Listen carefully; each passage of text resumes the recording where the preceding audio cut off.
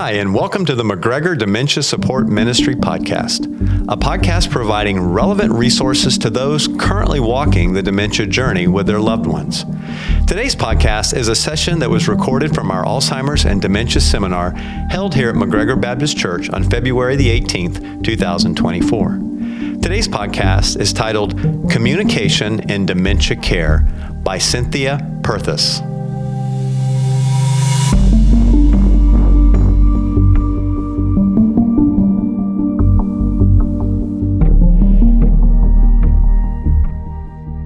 So first I want to say thank you to Kim Mitchell. She is an absolute amazing person to be able to put all this together and have us here today. I'm just amazed at how many people that have come. I saw it last year. We've got so many more this year. I'm going to get ahead of the game here. I'm looking forward to being here next year. So I want to tell you why I am here. I was raised in a Southern Baptist church in Texas with a very conservative family, and my father was the head of the household, and my father was who we adored and honored all day, every day. And if we didn't, we were reminded of why we should, because there was the 10 Commandments, and that's what we did. But my father developed Alzheimer's, and at the time that he developed it in 2006, my mother called and said, your dad has this disease, it's called Alzheimer's. I said, yeah, okay, whatever. And she called my sister, she said, okay, whatever. I called my sister, I go, what are we supposed to do? And she said, Mom will take care of it. And Mom took care of it until my mom died with Parkinson's in 2010. And then we had 6 more years with my father. He was in Texas, I was in New York City. My father had Alzheimer's, my grandmother had old-timers, and my great-grandmother had senility. All the same thing we know now. But none of us knew what to do except to, as we heard earlier, talk louder or pay attention to them more, get their attention. But that wasn't what was solving the problems. My father called me for about a 4-year period every day about 20 times. And he asked me 3 things. How much money do I have? Where's my bank statement? When are you coming to see me? And when he would call me, I would say, you have plenty of money. I'm mailing your bank statement tomorrow. I'll see you tomorrow. Now, I was in New York City and my father was in Texas. I answered his phone call 1 time a day, and I didn't answer it the other 19 times because the message was always the same. How much money do I have? Where's my bank statement? When are you coming to see me? At one point, we moved my father into a community, and I went to see him, and my father, we played cornhole for 2 hours, we watched Food Network, we had a great time together. I got in the car, and my phone rang, and who do you think it was? It was my daddy. And what do you think he asked me? How much money do I have? Where's the bank statement? Where are you coming to see me? Now, my gut as a child of his and someone who loved him and was really sad about him having this disease, my gut was to say, my gosh, I was just there. I just spent 2 hours with you. But I could not do that for him because that was a reminder that he didn't have those memories. And I had, at that point, some knowledge about this to make sure that I didn't say those words. So I want to tell you what we do is we help people find a location for their loved one, whether it's at home, and we try to help make that figure that out, or whether it is a professional community that works with memory care. We also consult around dementia. I have a team here and I have a team in New York, but we work all over the country, and that's what we do. And my mother is very proud of this, even though she doesn't know that I have this job, because she always told me, you think you're the authority on everything. And I'm the authority on senior care. So I can tell my mom that, I was right all along. So just so you remember. So what we do is we do placement, we do consulting, we do family coaching. My very favorite phone call that I get is when someone calls me and they say, my father, my husband, my mother, my wife, my friend, my neighbor has dementia or doesn't have dementia. They will never, ever move into a community. And I say, bring it on, okay? Because we're going to help you figure out if that's the right move and if you want how to get them to move there. So we want to talk today about how to communicate with people with dementia. Now, I heard a neurologist speak last week that he doesn't know this, but I've now used his phrase in a number of presentations I've done in the past week. He says that when he tells his client, his patient, that their spouse has dementia, and he says there's one thing that you need to know. You, the one without dementia, will never win another argument. Don't go there, don't try it. You will never win another argument. Those days are past. Your time now is to say yes. Your time now is to say, I'll see you tomorrow. Your time now is to say you have plenty of money. That's what the time is once you get to that point. So today we're going to talk about the changes that occur to communication. We heard a lot of it in our keynote address. I was saying, stop, that's my slide. So you're going to hear it again, because I also believe that I need to tell you what I'm going to tell you. I need to tell you, and then I need to tell you what I told you, because it takes 3 times, and that's for people who don't have dementia. So we're going to learn about these changes. We're going to learn ways to maintain and enhance connections, because that's what's important, is this connections. And we're also going to understand a phrase I use countless times a day with my clients. We're going to learn about compassionate storytelling and what that really means. So throughout the disease, there's this early stage, the middle stage, and the late stage. Again, we heard this earlier today. He looked at my presentation, he used my slides. So we're not going to really dig into that too much, but we're going to review it a little bit. So in those early stages, they still have thoughts or feelings, people who have this disease. And that's a time when they have some agency to be able to talk about what they would like when the time comes, because they know they can have a discussion about future care. That's a time to ask them, if this happens, what would you like for me to do for you?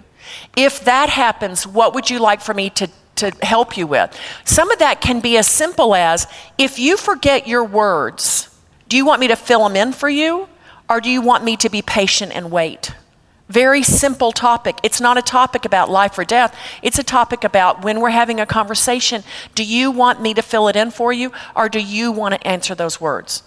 It's a topic, it's discussions about, if we're in a crowd of people, when do you want me to take you out of that crowd of people? Do you want to stay with the crowd of people, or do you want me to take you out earlier? Do you want me to watch cues that you might do? What would you like for us to do? When it comes later in the game, what would you like for us to do for you? Don't make any promises here, because we don't know what's going to happen. But ask those questions and have those conversations. However, even in the early stages, they can maybe misunderstand what you're talking about. And a lot of things we're going to talk about here today can also work for you if you're dealing with somebody who doesn't have dementia. These are some basic communication skills. There's a little bit of difference with dementia, but they could help talking to your kids. They could help talking to your neighbor. When we get to the middle stages, the words become more basic, and the sentences are more basic. It's more simple things. At this point, you also want to be asking things, not what do you want to wear today? What do you want to eat today? Not that we want to infantilize this disease, but it's very similar to when you have children. And if you go in and say, what do you want to wear? They're going to stand in the closet and they're going to try to pull all these different things together, and it's not what you wanted them to wear. So it's the same thing when you have dementia. You're going to the closet and you say, what do you want to wear? I don't know, it all looks the same to me. I just want to put on what I had on yesterday, and that I wore the same the day before and the day before and the day before. I want to wear that same thing. So as opposed to saying, what do you want to do? What do you want to wear? You want to say, would you like to wear this, or would you like to wear that? Give small, simple choices in these middle stages. As opposed to saying, what would you like to eat for lunch today? You might want to say, we're having ham sandwiches today for lunch. Does that work for you? Or, I'm going in to make breakfast. I thought we could have eggs or we could have pancakes. Would you like eggs or would you like pancakes? Something as simple as that, by using basic words and sentences. And in the late stages, as we saw again earlier, use senses to connect. The discussion of having a discussion around ideas and things that have happened. I work with a lot of mid to late stage clients, and I go visit with them. And I have one that every single solitary week, I walk in the door and I say, "Hey, John, how are you doing?" He says, "Great, good to see you. My dad is coming this afternoon to pick me up from the dorm." Now, John is 85, and he says he's coming to pick me up, and I called my mother to tell her, and I said, "That sounds great, John. Are you thinking about going to Ireland when your dad comes to pick you up?" "I love Ireland," and he'll say. And he tells me about Ireland. And I use the who, what, when, where, and why. And I say, "Really? What are you going to do in Ireland? Why are you going to Ireland? Who's in Ireland? What do you like about Ireland?" One of my final discussions that I had with my father was watching Food Network's Anthony Bourdain. And we're watching a time when he goes to Madagascar. And I say to my dad, "Have you been to Madagascar?" And he goes, "Oh, I loved Madagascar." "Never been." And I said, "Well, what did you do in Madagascar?" And he's watching TV, right? Food Network. "I ate a lot of food." "Really, what did you eat?" "Crickets with chocolate." "How were those crickets with chocolate?" "Well, they were kind of crunchy." And I said, "Well, why did you go?" And he said, "I just didn't have anything to do, so I thought I'd go to Madagascar." We had a discussion for a long time about Madagascar, where my father had never been. It's one of the most pleasant memories I have of my father in his later stages of dementia, was the fact that we could share and enjoy. Now, I called my sister, and I said, "I saw Dad today. What'd you guys do?" And I said, "We talked about his trip to Madagascar." And she said, "He's never been to Madagascar." And I said, "I know." She said, "Well, did you tell him?" And I said, "No, I didn't tell him." "Why tell him? Why not have an hour-long discussion about Madagascar?" I learned a lot from my dad about that place, okay? So you want to think about ways that you can connect and understand and be with them.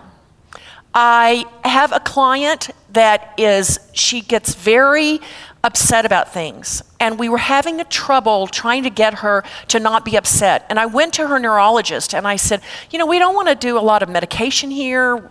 We just want to try to do some other things." And we brainstormed about what this woman would like. And sometimes in memory care with women, they'll give them a baby doll, and that comforts them. That wasn't working with Wilma. Wilma would throw the baby doll. So the neurologist said, "Well, help me out. Tell me about her background." So she's from Kentucky. She is born and raised Southern Baptist. He said, "Gospel music. Put on gospel music for her and see if that helps her with the baby." So sure enough, we put on gospel music. She sat with the baby for hours with the baby. Whenever I would go see her when she would fall or she'd be in an emergency room, I would take my phone and I would put it on gospel music and I would lay it on the bed beside her in the emergency room, and it calmed her. But we had to think of those things. She liked gospel music. This guy over here may not like it, so it doesn't work for everybody. So you have to find the thing that works for your person. So let's dig into the early stage again. Remember, there's this finding problems, word finding problems. What's the word? You're not going to say, "What's the word?" You know it. Think about it. You're going to either try to help them, to give them cues, but remember, you might have had this discussion. They want to try to find it, and that's fine to let them find it. And if they don't find it and the subject changes, it's okay that they didn't find it. We see in these early stages that people are less social. They withdraw from conversations because they can't keep up. We also see in this early stage, I see it with women, they decide they're not playing bridge anymore. And the reason they're not playing bridge is because everybody's cheating. And so they're not playing bridge. And we get this phone call, "My mom won't play bridge anymore. She's played bridge since she was in high school, but now everybody's cheating." They're not cheating, but she's withdrawn from that conversation because she can't keep up. And so it's okay at that point to say, "That must really be bad that they're cheating. Why don't we find something else to do?" The discussion is not, "Oh, Mom, they're not cheating. Come on, you've known these people forever. How do you cheat at bridge?" The discussion is to kind of agree with them. It's hard to make decisions. We talked about this a little bit earlier. Do you want to wear the red or do you want to wear the blue? And then the speed of speech slows down, so they take longer to respond. You need to know that it's going to take 2 to 3 times as long to have a conversation, to walk down the street, to make a meal, as it did before dementia. You probably haven't figured it out. I talk fast. I lived in New York. I do things fast. I would go to the first client that I wanted to take him to the doctor. I think I'm going to drive up in his driveway, honk the horn. He's going to jump in the car. We're going to go to the doctor. I'm going to have him back in an hour. It took us 4 hours. He wasn't ready. I realized that my day with people with dementia, I need to just really take a long time. I need to have the whole day to go to the doctor. It makes me less anxious around my client. It will make you less anxious around your person that you love that has this disease. And it will make your life so much easier if you just pick one thing to do. Not we're going to go to the doctor, then we're going to go to Target, then I need to get the tires done, and then we're going to go buy dinner. You just need to pick one thing so that you can have the time to focus on the person that you love that has this disease. Try to keep them engaged in things that they love. Include them in the conversations. Include them. Have a discussion about Ireland. Have a discussion about Madagascar. Just include them in these conversations. Keep your sentences simple. Slow down. You cannot multitask with a person with dementia. You must focus on them because you need to be mindful and present with them. And leave plenty of time for these conversations and transitions. During this time, we've seen these pictures of the brain. That picture of the brain, those pictures of the brain are so empowering. I've seen pictures of my clients' brains. It makes me cry sometimes to see those pictures and have that person that is my client at the time sitting there beside me as I look at these pictures with the doctor. They're empowering pictures, but it is so important to see them because you know that it's not them. You want to avoid making assumptions and accusations. You want to talk directly to them. You don't want to talk about them while they're there. You want to make sure you're laughing with them, and you want to be honest and be where they are. We heard the sentence that said, "Do you remember?" I say that the word remember is the cuss word, okay? Don't use remember. Don't say, "Do you remember?" Don't say, "Oh, remember when?" Don't do those things because they don't remember. And that's very frustrating. So that's a communication tool that you should keep in mind. Let's look a little bit deeper into this middle stage. There's even more problems with word finding, and they begin to invent words to describe things. Instead of a watch, they might say, "Well, I need to find my hand clock." If you think about it, it's a clock on your hand. So they're going to use some different words, or they might give you words that say, "I want that stuff in this thing." What they're trying to tell you is pour the water in the glass, but they can't come up with those words. That's okay. Don't try to force them to come up. "That's not a hand clock. What do you know what it is? What is it?" Don't do that because they can't. They lose their train of thought, so they become quieter because they're speaking less. And so they're not pouting, they're not angry, they just don't have the words to talk. Behaviors begin to play a larger role. We've heard some other discussions around behaviors. Behaviors are lashing out. Part of the reason that people lash out is they don't have the verbal ability to tell you what is wrong. They can't tell you what hurts. They can't tell you what they're thinking. So we see a lot of times that if someone is in a bed and a caregiver goes in and wants to turn them, remove them, they will hit them. I think of it in a couple of ways. There may be a pain, but I had a client one day who said, they said he's hit the caregiver. And I said, "Well, what happened?" Well, the caregiver went in to check on him. Well, what time was that? It was 2 a.m. And I said, "Well, what did they do?" Well, they came in, and it's what we always do. They come in and they said, "Mr. Walsh, are you okay?" And I said, "Well, I would hit somebody if they came into my home at 2 a.m. You're in his space. Maybe there's a different way to do that. Maybe there's an announcement that you should make, or jingling of the keys, or something that allows this person to wake up, something that allows this person to know that you're around. You don't ever want to approach anybody from behind that has dementia, or really from the side. Dementia can cause a loss of peripheral vision. So when somebody comes up beside them and they can't see it, it's frightening. So you want to make sure that you've come around and you've approached someone but to talk to them with dementia from the front. You want to make sure that you approach them at their eye level. If they're sitting in a chair, you need to get down on your knees so that you are eye level with that person. You want to call them by name. You want to ask them if it's okay if you touch them. Is it okay if I put my hand on your knee? You want to warn them that that's what you're going to do before you talk to them. That will keep these behaviors from being there. Something else is if your loved one is in a community, is living in a memory care community, and you go to see them, don't make a big deal about leaving. Okay? Don't make this, okay, I'm going to go now. It's going to be okay. I'm going to be back tomorrow. What you're going to say is, I'm going to go down the hall to the restroom. I'll be right back. I'm going to go and check over here with the nurse about something. I'll be right back. Or you can even say, here's some artwork. Let me go get some other things to work on with you.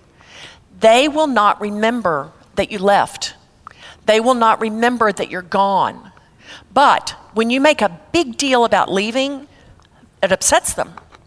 We have clients that will get the phone call that says, every time the son leaves, she runs to the door and tries to get out the door because they're in communities where they're secure so that they can't wander away. And so we will go to the son and say, you know what, when you leave, don't make a big deal. Oh, well, I want her to know that I love her. I want her to know that I'm there for her. And I said, she knows, she can feel it. And when we make that behavior change with the non-dementia side of the family, the person with dementia is much calmer where they are. So there's little things that are little tips and tricks that you want to think about. Again, always come from the front. Don't argue. If they say to you, you're not my husband, you are my son, just say, Because if you argue, it just causes a lot of problems. Always use a kind tone, talk slowly, and again, use eye contact. Another thing that my mother used to tell me, besides the fact that I thought I was the authority on everything, was she told me that she could read my facial expressions. And I may be saying, yes, ma'am, to her, but my face was saying that I was saying, you're really a stupid person. And so I didn't believe her. And then I went on to corporate America, and I would get a review that would say, we could see when you roll your eyes in a meeting. And I was like, oh, I don't roll my eyes. I went to classes to learn how to get my face to not say what I was thinking. I also learned how to do other things, which I got that when I got caught on. I would just look down at my paper. If I was in a meeting and I didn't agree with somebody, I would just look down at my paper. And then I got we've seen you look down at your paper a lot. Does that mean you don't agree? So we can't win on this one, okay? But you want to use a kind expression because we know that communication is not just about the words that come out of our mouth. Communication is about facial, it's about body. So you need to work on your expressions so that they know that you mean what you say to them. You want to, again, be in their reality, connect in their reality. Look for what they're thinking. You can see their expressions as well and their emotions. So you don't have to they don't have to always be able to say the words. Be patient. Do things once again. We're here in this middle stage. You're going to do things one at a time, one action, one request. Limit distractions. I had a client with pretty severe dementia, and he was at home, and he had 4 children, and the oldest daughter was really loud, and she had 3 dogs. And she would come into town from another state, she would swoop in, she'd have the dog, she was like, we need to clean this up, we need to do this, and the dogs would be barking, and I would come over to see them, and I would have to tell her, I'm going to take your dad outside, we're going to sit by the pool and talk for a while. Well, here, take the dogs. And I was like, I'm not taking the dogs, okay? Because we needed to be able to have a conversation, and I had to go to her and say, I need you to keep the dogs away. And I went to the younger sister and said, could we deal with you, with Dad? Because the older sister was a real problem, and it had to do with the distractions. You want to use visual clues, so you can say, why don't we go and eat? Have you brushed your teeth? What time do you think it is? Have you put on your clothes? Those are ways to communicate. You can write things down for them, like put things on stickies and put notes, but they're not going to remember. But if it makes you feel better, then do it. Don't quiz them. Well, what do you think you should do? Well, where do you want to go? Well, why do you do that? Offer the answer in the question. I bet you're thirsty. Here's some water. Let's talk about a way to help people who don't want to bathe. So anybody with the dementia person and they're not bathing, right? If you're not raising your hand, then you're fibbing to us. Because they don't want to bathe, and we don't know why that is. We don't know if it's an embarrassment over having someone else see them. We don't know if they're too cold or too warm. We don't know if the water's too cold or too warm. Some people will say the water hurts, that it may be that the water actually hurts their skin. But instead of every day fighting the bathing fight, it's more like, hey, you know what, let's go to something over at McGregor, and before we go, why don't we just all get cleaned up? We're not going to use the word go take a shower. We're not going to use the word you have to take a bath. We're not going to use that. We're going to say let's go clean up. You're going to kind of sneak that in to make that happen, as opposed to having the battle about bathing. And make sure that you're positive as much as you can be about everything. Accept their reality. Validate their experience. Like I told the bridge story. The other story we hear a lot is somebody's stealing my clothes. I have brand new clothes. Someone is stealing my clothes. And instead of saying, nobody's stealing your clothes, they wouldn't want that dress. Instead of saying, nobody's stealing your clothes, who's been in here? You have to say to them, that must be really terrible. I go back to the 20 plus years of therapy I've had, and what I always learned from therapy, that the words were, how does that make you feel? And what do you think you should do? You use those same words with someone who has dementia. When they tell you that someone stole their purse, how did that make you feel? Oh no, should we call the police? Can you tell me what it looks like? And you go through the motions with this.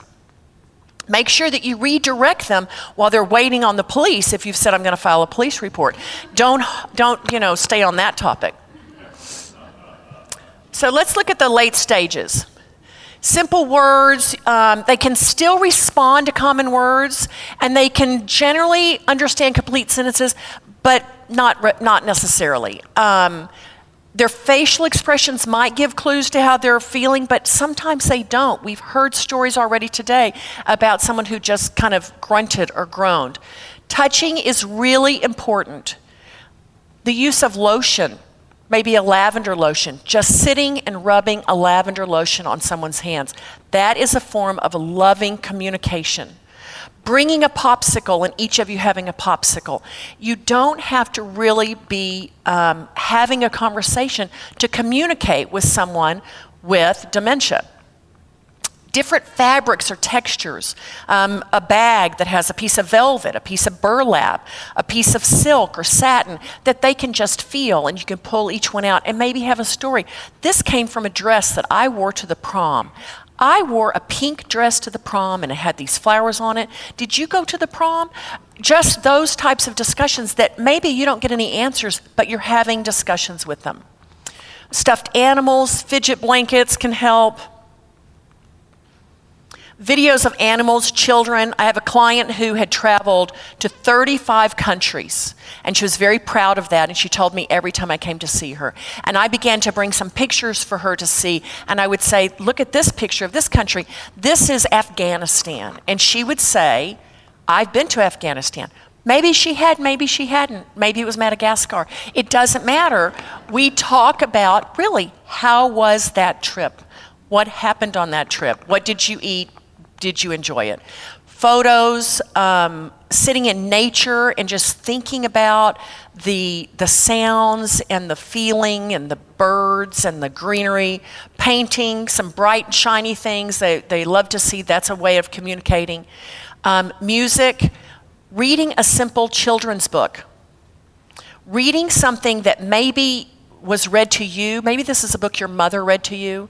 I'm hoping that my son comes back around and reads me I Love You Forever, I Love You for Always, my very favorite book. And I've given it to my granddaughter. And so when my time comes, I'm counting on him coming back and reading that book to me. Because those are books that are easy to remember. They're long-term memories. Use gentle, easy tones of voice. And remember that if your loved one with dementia, if their first language is not English, they're going back to their first language. You need to be prepared for that. Not as much in Florida. I do a lot of work in New York City, and we have clients who will call and say, my mother has dementia, and I say, what is her first language? And we try to find a place where she can go where there's someone there who can speak that first language. Or we get translators to put signs, like for a door and for bathroom, in that first language, because that's the language they're going to go back to.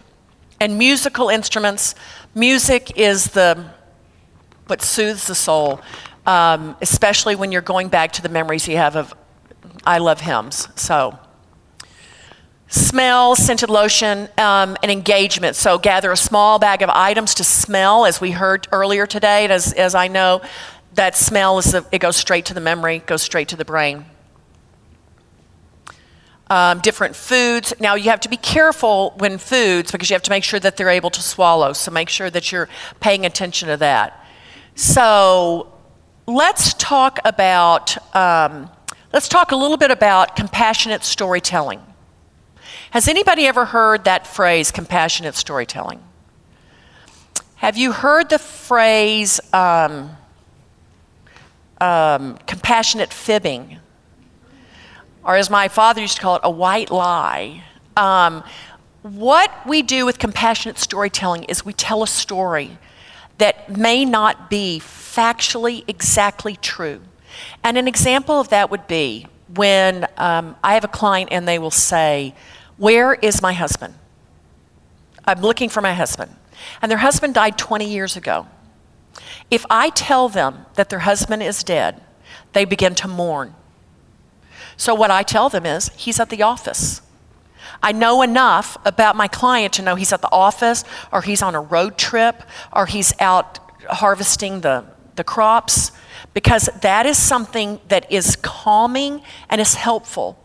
And telling them over and over and over, your husband is dead, your husband is dead, your husband is dead, your husband is dead, is not kind or compassionate. And it doesn't help anyone serve any purpose to tell them that actual factual truth. If their children have died, it's not helpful, because they will begin to cry, oh my gosh, my son died, because they don't remember that their son died. Something else that we will tell them, I have a client, again, this one is in New York. Every day he would get up and he would put on his suit, and they would say, where are you going? He said, I'm going to the office. Now, he lived in a community, and they built on a wall about this big a replica of a bus stop. Had a bench, had a little overhang, and had a subway system map, or bus map from New York City.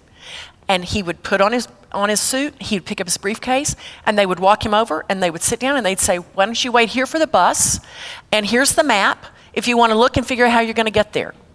And he would sit down and wait for the bus. And about 10 minutes later, 15 minutes later, he would get up and he would go have breakfast. And he would leave his briefcase sitting there. They'd go get it, put it in his room. And the next day, he would wake up, put on his suit, pick up the briefcase. Where are you going? I'm going to the office. Come sit by the bus stop. As opposed to saying, you don't have to work anymore, you're retired. He doesn't remember that part of it. And so it's just much more compassionate to tell him a story about something that makes him happy. We have a client that we expressed this to the daughter. This would be a good idea, tell your mother a story about moving. because she said, if I tell her she's moving, she's not going to want to move. I said, okay, let's tell her a story about something that's happening at her home, why she can't stay there. When I went to see her mother that afternoon, surprisingly, the mother remembered this story, or maybe she made it up herself. She said, I'm here. I just want you to know why I'm here. I'm here because they had to tent my home because we had cockroaches. And I said, well, that just must be awful. She said, I'm so glad to be here. I mean, have you seen a cockroach? I'm like, great. That's okay for her to think that. When my father moved, my son went and picked him up and took him to lunch. My father thought he was being kidnapped, okay? He went to the waiter and he goes, I don't know who these people are, but he's here for lunch. My son then took him around. I graduated from Baylor. My dad took him to Baylor to look at the bears because my dad had always liked the bears at Baylor. And then he took him to the place where he was going to live. About a month later, I went and he said, here we are, we're going to have dinner here. And he sat down, they had dinner, and my son said, going to the bathroom, but be right back. Got up, left. My dad was there. A month later, I go to see my dad, and I said, hey, how are you doing? He goes, great. Come with me. I need to give you a tour. This is the hotel that your mother and I bought. So we had plenty of room for all of our friends. My mother had been dead for 5 years, and I said to him, you don't have a hotel. No, I didn't say that. I said, aren't you smart? What a great place. Show me more. Tell me more about the hotel that you bought. So that was a way to have him be comfortable in where he was. So that's what we call compassionate storytelling. Oh, I got ahead of my slides here. Therapeutic fibbing, that's something else that we call it. You don't want them to repeat their grief. You want them to be comfortable and happy. So we have about 4 minutes. I know we're going to, what? I know, I'm watching the clock. And this is usually an hour-long presentation, just so you know. So I have a lot more stories, is probably what's missing here. Can we ask questions now since we have time, or would you not? Okay. Does anybody have a question about communication? Look, this is hard stuff. Yes. Okay, so the question is, when someone is sundowning and they're repeating over and over and over again, the word is distraction. And that's the hardest part for me, is coming up with something else. And that something else is usually, I've got a candy bar over here. You know, I keep, you know, I see it in some places, in some communities, they have a box of chocolate kisses, of Hershey's Kisses or something. And they'll say, oh my gosh, here's a Hershey Kiss, would you like this? Because it's something that keeps their mouth busy, and also something that if you can keep their hands busy. That distraction keeps them from ruminating on, I gotta get out, I gotta get out, I gotta get out, is to just distract and tell another story. And sometimes you have to find somebody else to do it, because maybe what you're doing is not working. And so when it's just the two of you at home, that's hard to find somebody else. But maybe you say, oh, you know what, can you help me sort the laundry? Can you help me do that? There are some communities that keep a laundry basket of socks. They keep it in a closet, and when they've got something that's going on, they'll bring out that laundry basket of socks and say, can you help me sort the socks? And then don't let them see you. They undo the socks and put them back in the laundry basket. But it's something that distracts them. Give them something for their hands, give them something for their mouth, and that will distract them. I think we have time for one more question. Yes? So I have, again, I tell stories about little children because there is some similarities there. Again, not saying to infantilize it, okay? But I have, my partner has a grandson, and we took him to the Touch-A-Truck at the Church of Christ last week. And I'd never heard of Touch-A-Truck. And he's about 18, 19 months old. And I would say to him, because David went off with the other grandchild because he's got these two grandsons. And I would say, let's go look at the fire truck. Do you want to go look at the fire truck? And he would say, he didn't say anything. No. And I would say, okay. And I would go to the fire truck, okay? And he would climb on the fire truck. So because that was all he didn't, I don't know if he doesn't know how to say yes yet, but he said no all day for 2 hours in the hot sun at Touch-A-Truck. He's saying no, but he's then he's eating it and he's doing it. And so I ignored him. Okay, so it's the same kind of thing, but you have made these French fries because you know he likes them and you want them out there and you want him to enjoy the French fries. So for me, as a partner, if I made the French fries and they said no, I would go, oh, I made these French fries. You like them. I would just walk away and see if they eat them. Just like I walked away from Liam and he climbed on the fire truck. It's the same kind of thing. I had a client yesterday who asked me, my mother wants to go to the grocery store. She lives with her son, and every time we go, she buys sausage and chicken every single time, and she never cooks it. And I said, what's it cost you to have sausage and chicken? Whatever. Either let her buy it, or when she gets home, you cook it, or that's what's going to happen. My father used to ask my sister for batteries. He would say, I need batteries. And she would say, and I said, what does it cost? Take a bunch of batteries. So it's about being patient with them. Okay, they're bringing the hook. And I also know that lunch is right behind me, so I know that's a good reason. So thank you very much for your attention. And I'm outside if you have questions.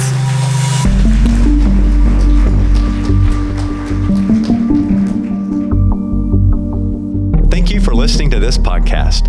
Please subscribe to this channel if you've not already done so, and leave a review if you found this content helpful.